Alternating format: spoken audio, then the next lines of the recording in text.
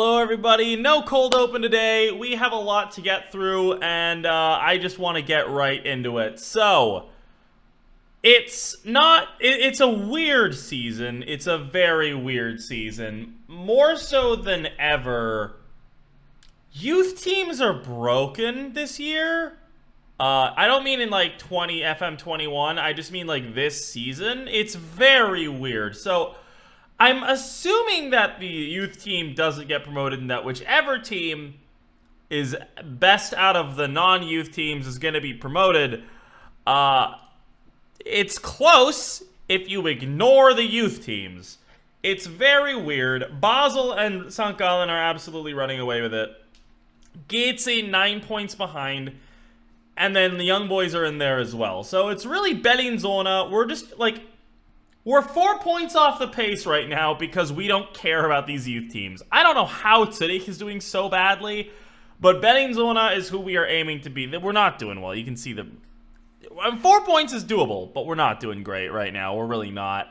Another thing that I've noticed that is a key reason why we should... I mean, it's weird, right? We get a lot of prize money for not finishing first as long as we don't get relegated. That's not a thing next year, so it'd be great to get promoted, except for that apparently that's not a thing in the Challenge League either anymore. I don't know what's going on. I don't know if this is like added at the beginning of the season or something, but this concerns me a little bit. That massive lack of prize money is very concerning. Regardless though, results. They're not great. Our last game was against Breitenrhein. A draw with Basel away was really, really good. Draw with Bellinzona was okay. We smashed Triesenberg, as we are wont to do. A loss against Brühl. Losses, draws, win. I mean, the win against Young Boys was really good as well, honestly. 2 goals from Dorta. One of the things that you may notice if I click through these is that Dorta has done really well lately. Just as far as scoring pretty consistently. Most recently, we lost against Rapperswil. Won against Könitz. We're going up against Münzingen and Nyon today. There's a big gap between the two, but these two games are games that I wanted to cover because they're doable games, right? I want to bring you guys some positive results, and it's around the time I said we'd be coming back. 15th and 13th. This is a good chance for us to close against Bellinzona. Bellinzona will be playing Yverdon and Cham. So, also teams that are beatable, right? It's going to be interesting to see if they drop points to either of them. Yverdon are surprisingly weak this season. They're the newly relegated side. If we look at something that has interested me a little bit is just the amount of money being spent. We're higher on this than I thought we would be. It's really just, we're the highest spending team except for Yverdon of all of the non-youth teams, which we should be doing better than we are, honestly. So, what are we doing? Basically, it's the old strategy, but Dorta moving in a little bit and playing as an attacking midfielder. It's very weird, I'm aware. It's just something we're trying. We've been messing around a lot, and it hasn't been working all the time, but it has been working sometimes. I wanted to give Ayeti some games. He's a really good player who's just been kind of out in the cold because we haven't been playing wingers. So I was like, yeah, let's play Ayeti, see if he can do well. And yeah, a lot of contracts expiring, which is great for me because I'm trying to get rid of some of these high-value players. Kaufmann has been on the team since Season 1, and we haven't been using him, and it's been impossible to offload him, and he's on 48 grand a year. I want him gone. Also, players like TSN will be leaving. A lot of players will be leaving. We'll go over that at the end of the season. But most of the big boys, I haven't gotten the actual contracts done yet, but the offers are currently out. We should actually get those done probably before Neo comes in. So, game's not actually for a few days. I'll see you for it in just a sec. I try not to get too bogged down with admin stuff during these episodes, but this is something that's been bothering me for the entire save. Whenever I do one of these lower league saves, I start with no coaching badges because I don't want to be too overpowered as a manager. The board hasn't let me go on a coaching course a single time. It's so infuriating. I just want to be better at my job. My coaching attributes are so garbage right now, and they won't let me improve. It's so irritating. I just hate it so much. Another thing that I did just remember, is that I said I was going to talk a little bit about the facilities. Obviously, in the last episode, we saw that we're going to be upgrading our youth facilities a little bit. How good are the facilities? Bad. We have average academy coaching, which honestly isn't terrible. Basic youth recruitment, basic training facilities, poor youth facilities, basic corporate facilities. Everything's pretty bad, except for the field condition, which we keep at perfection, which is very, very nice, because I don't like looking at a disgusting rundown pitch. So at least we're good at that. But yeah, facilities-wise, needs a lot of work. My coaching attributes need a lot of work. And most importantly, right now, our results need a lot of work. So we'll be getting that done against Neal for sure, right? Right. All right, guys, it's match day, and this is what we're going with. At the back, I put Shadley back in. This is something that I'm going to be trying to do a little bit more because he is a much younger player. He's theoretically supposed to be better than Holby. So at the end of the season, I'm going to be trying to at least give him a little bit more game time, get him to improve a little bit, because Holby is slowly but surely going to start dropping off as well, even if he is a better performer. I would like for Shadley to be the player that we know he can be. So we're going to be giving Shadley a game today. Zonderecker, Kunz, Ronnie Santos, and Jusic in the back. Chikaki steps in for Dinardo, who really has not been doing that well. But Adamczyk has been doing pretty well. He retains his position. We're playing a double playmaker kind of midfield here. Dorta, as an attacking midfielder, has scored a lot of goals recently. Shabani and Voleta up top, less so, but I have the faith. And Ayeti steps in on the right-hand side. Let's get into the game. It's going to be I mean, I don't want to say it's going to be a tough one because they are 15th, but it very well could be. Neal are actually favorites for this game, according to the bookmakers, just very, very narrowly. But that kind of goes to show how bad the form has been recently. I know we beat Könitz, but it's been bad. I mean, last week out against Rapperswil, that was we're getting in position a lot of the time, but we're just not finding the goals, right? Oh, this is an interesting prospect. Philip Togni. Do we go for him? His contract's expiring. No, we don't. And away we go. We're away in Nyon, as we have to win today. There's nothing else for it. Bellinzona are already leading against Yverdon. Now, Bellinzona come off the back of a loss as well. They lost to Brühl, so their own form isn't looking incredible. Kunz goes very close. First highlight of the game, not bad. I don't think Kunz has ever scored a goal for us, actually. Center back boy. And Schneuli. Is that one of the two Schneuli brothers? This is the weird thing about this league, right? There's so many really, really good players. I know they've got Emery Pinga. Which Schneuli is this? It is Christian Schneuli. Oh my god. The guy has played for Young Boys too in City. The fact that some of these players are in this league is very weird to me. Like, Neal is not a good team. It's like they're just like a really bad team, but they have Emery Pinga and Christian Schneuli, who are both really fucking good. Schneuli, now 34, is definitely falling off. I mean, I guess we have Tiesson, right? So it is kind of funny how that ends up happening to so many teams here. Zonderecker with an absolute banger there. Unbelievable. I mean, Zonderecker is one of those guys who just pops up now and then, right? Most of the time, he'll do his job, get some crosses in. He's got some fair few assists every season. But sometimes he just positions himself. What is our wingback or our fullback doing there? He's not even on a fullback on a wingback duty right now. He's playing as a fullback, and he's in the box. But it doesn't matter. He scores a goal, makes it totally worth it. Yverdon have also scored in Bellinzona. It's 2-1 over there. Gotta hope that they can make that count. But in the meantime, it's been a bit of a nothing burger of a game most of the time, right? Like, we haven't seen that many highlights. Shabani tries to get ourselves another highlight there. Keeps the ball in, Voleta. Oh, man, that was a bit of an awkward one. Arguably, the goalkeeper shouldn't have had to put it out for a corner. But Ayeti tries to wheel this in. Doesn't quite make it happen. 5.5 minutes left, as that highlight is going to amount to just about nothing. YF Juventus currently losing against Basel. That's good. Juventus, the other team that is ahead of us right now.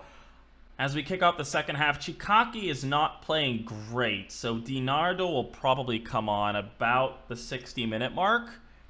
Try to liven up that midfield a little bit, as we have a bit of a move from Neal. Well done by Zonderecker, though. Voleta actually has a higher rating than him, but Zonderecker, as far as the highlights we've seen, is the man of the match for me today, as of the 57th minute mark. Chikaki could try to find a long ball forward, and he does. Ah, Shabani has some space. Puts it into the side netting, though. I think that's going to be the time that we take to get Di Nardo on for Chikaki.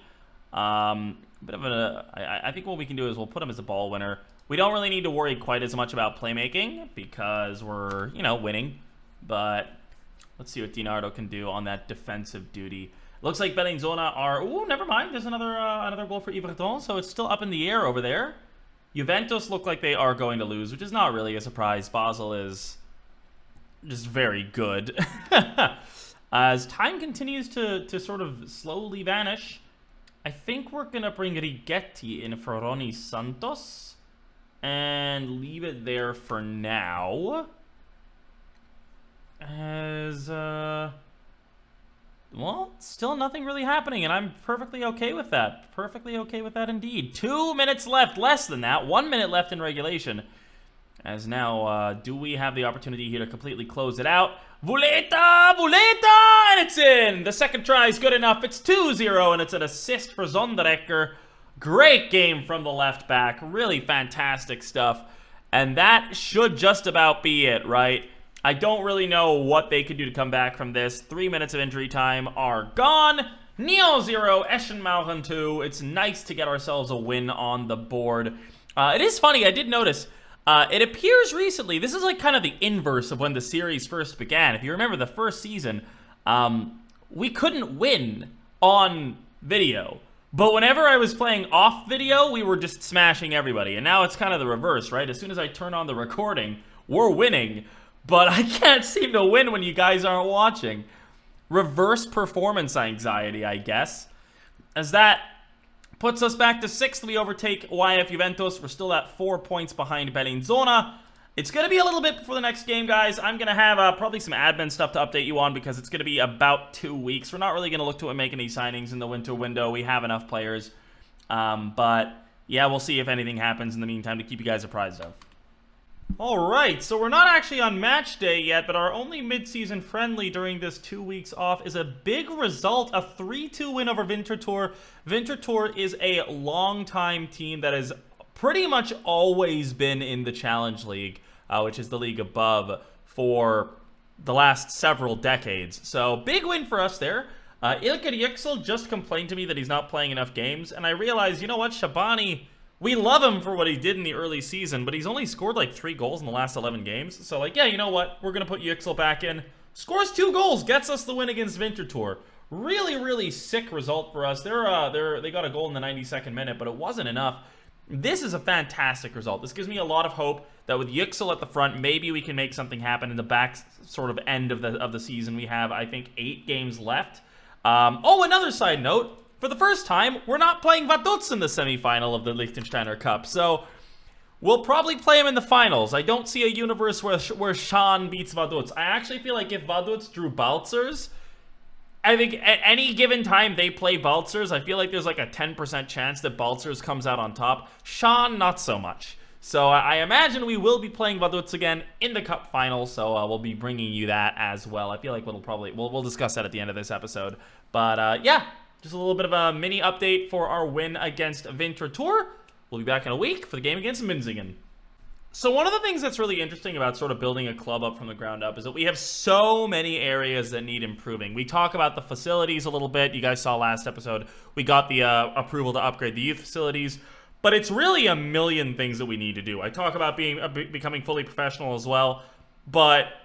we need to buy a new stadium, right? Like, that's one big thing. Like, we don't own our stadium, and it's only 2,000 people. We need a new stadium at some point. We need to go professional, and we need to build up all of our facilities, all this stuff. It's a million things, and we don't have the money to do a lot of them right now. One of the things that we do have the money for is to slowly but surely increase the number of staff members that I'm allowed to have.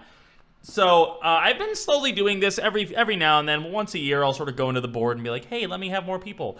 And just sort of let you guys in on a little bit of the backroom stuff on what we do. So, I've just gotten permission to get 1 more coach, 1 more scout, and 1 more physio. The physio I don't think is that important right now, but they don't cost that much, so it's fine. Figure I'd go for it anyway. Scouts, super important. Less so right now because we only are able to really scout inside Switzerland, and it's a small country, so there really isn't that much going on. But just having multiple opinions when you have a bunch of scouts that have pretty low attributes, multiple opinions can really be a good way to sort of shape your opinion of a player if you're just going by star ratings, right? Because if two coaches who are, or if two scouts who are not amazing at judging people both have a similar opinion, you can feel a little bit better that they're probably around that good. Coaches are vastly more important. Up until this moment, I do not have a goalkeeping coach, which sounds absurd. I know, but the thing is, I've only been allowed 3 coaches. One of them is my assistant, which is the most important. One of them is a fitness coach, and then one of them is a general coach that I was just like able to have because he's like pretty decent and all around. So the fact that I'm finally able to get a goalkeeping coach is just like, thank the Lord. Hopefully Shadley is going to be able to play a little bit better as a result of that. But yeah, this is one of the things that I'm slowly but surely working on, just slowly improving the number of staff that we're allowed to have, because the staff guys really aren't that expensive at this level of play.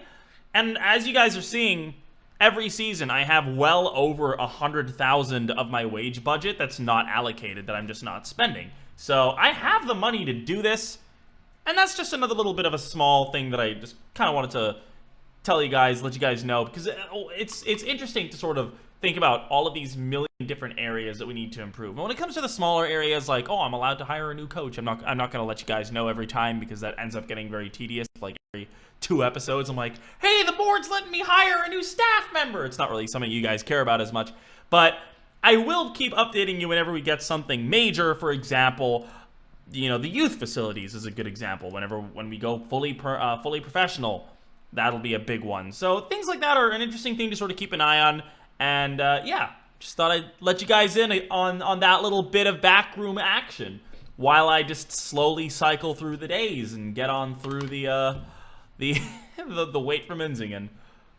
If you guys want to know why I'm not signing many players right now, I just remembered why I brought this guy in. It's because he's from Liechtenstein. I wanted to sort of sign a Liechtenstein player so the board would let me sign someone else. Didn't work! They're still blocking my attempts to sign Milikovic, who is a really good anchor man. He's a little on the older side now, I guess. I wanted to sign him at the beginning of the season, and they wouldn't let me. As of now, I feel like by the time we get to summer, he's going to be 30. I probably won't go in for him. But, yeah, I mean, it's one of those things where it's funny, because I feel like there's, like, a certain number of players that they'll allow me to sign that aren't Liechtensteiner, and then it, like, resets every season. So when it comes to summer, I'll have plenty of room to sign all the Swiss and Austrian players that I want for a while, but it is a little bit annoying. There really aren't the Liechtensteiner players there. I need to try to get that out of our club philosophy, because it's Liechtenstein. Like, who do you want me to sign? I signed this guy from the national team, and he's an emergency backup at 2 stars. Like, who do they want me to sign? Hold on, what the fuck?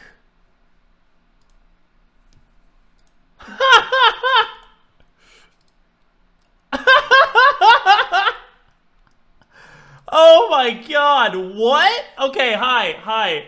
I was supposed to sign a goalkeeping coach. I'm aware I was supposed to sign a goalkeeping coach. The game let me sign Urs Meier as a coach. So you guys aren't going to know look at those attributes, okay? This guy was the manager of FC Zurich and won the Swiss Cup. I don't know why he's willing to work for Eschen Mauren as a random coach, but I can't say no to these attributes. We're just going to delay the goalkeeping coach for a little bit. I think what we'll probably end up doing is, I think our other general coach is going to have his contract expiring. Yeah, so Jesus Ares' contract is expiring. So we're going to let this guy's contract expire, and we're going to sign a goalkeeping coach in the summer, because there's no way I could say no to this. This is going to help our coaching staff so much. I know that we're like doing way too many interludes between the last game and the Münzingen game, but that's just too funny. I don't know why they're letting me do that. So the team is basically the same with the exception of Shadley coming in. Actually, no, that is the same. He played last time, didn't he? So no real changes. Does DiNardo play or does Chikaki play? Nah, Chikaki's gonna play.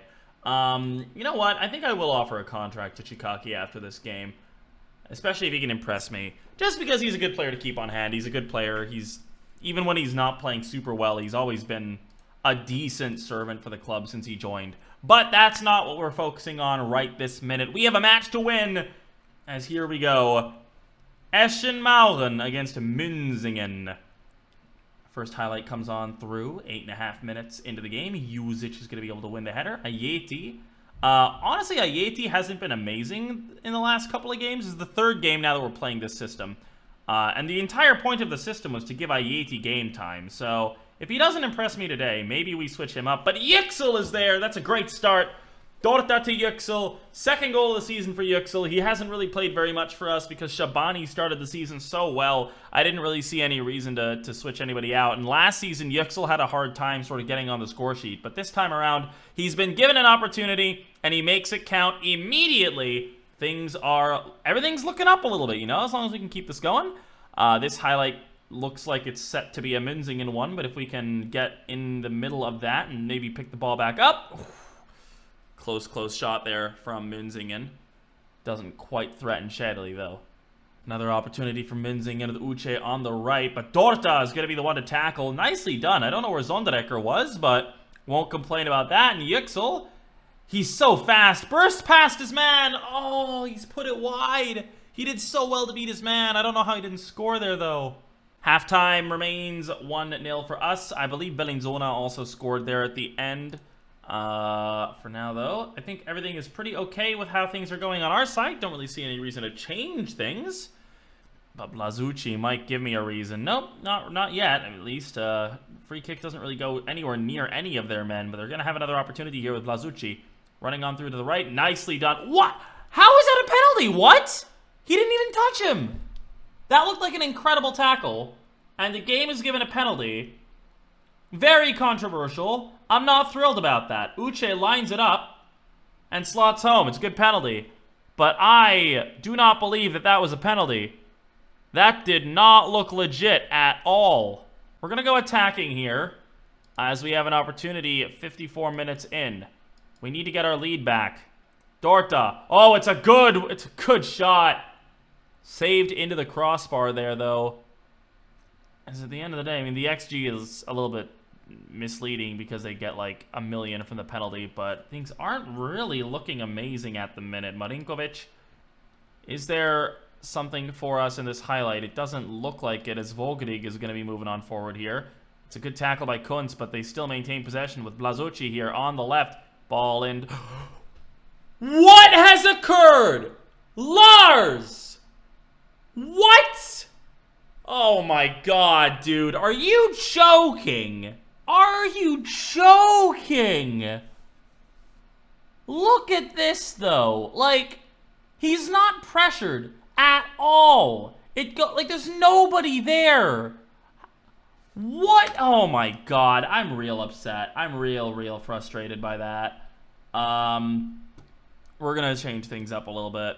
We're going really aggressive. We're playing this now. Basically a 4-3-3 with an advanced Dorta. We need goals. We need to win this. A draw is not enough. We need 2 goals. I am very frustrated. Is this an actual highlight, or is this just because I was making changes? I don't actually know.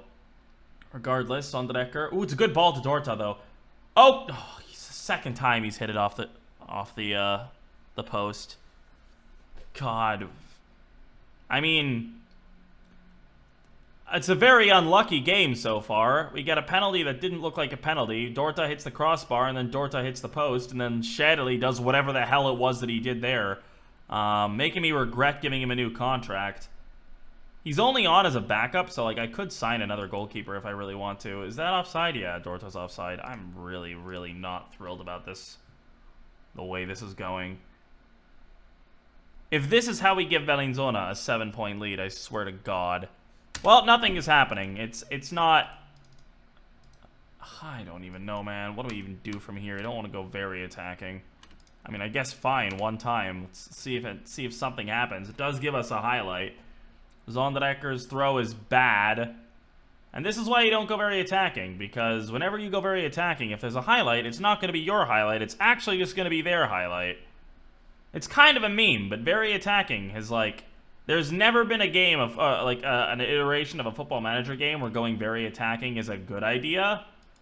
And that's proving to be the case here as they go very, very close. And that's it. What do you even say after a performance like that? What do you even say? We're gonna throw the water bottle. Oh, Shadley, you're demotivated? You're demotivated? Don't drop the fucking ball next time. Oh my god. I need a new goalkeeper stat. With that, we are 7 points behind Bellinzona, and it is looking more and more like this is not going to happen this season. They don't have games against... they do have a game against 3 under-21 teams. How about us? Only... Okay, no, Basel's in there as well, but Zurich is not that good. Okay. If we beat Bellinzona, we still have a shot. They have a harder run-in than we do. Regardless, we'll come back. Maybe we'll do the Bellinzona game, depending on how important it is. Worst case scenario, we'll come back for the Cham game and hopefully the Liechtensteiner Cup final. Yeah, I have to figure some shit out, man. Oh, God. The Menzingen game, the thing about the Menzingen game is that kind of shit has happened several times this season. It's been very frustrating. Regardless, I have a job to do. I'm going to try to figure this out. And in the meantime, if you guys enjoyed watching my struggles, drop a like on the video. If you guys want to know when the next episode goes live, hit the subscribe button, ring the bell, and you guys will know as soon as it goes on up. And hopefully, I'll have a little bit of good news for you next time. But in the meantime, I've been Peggy, and I hope you guys have a lovely morning, afternoon, evening, or night, whatever it is, wherever you are in the world. Bye-bye.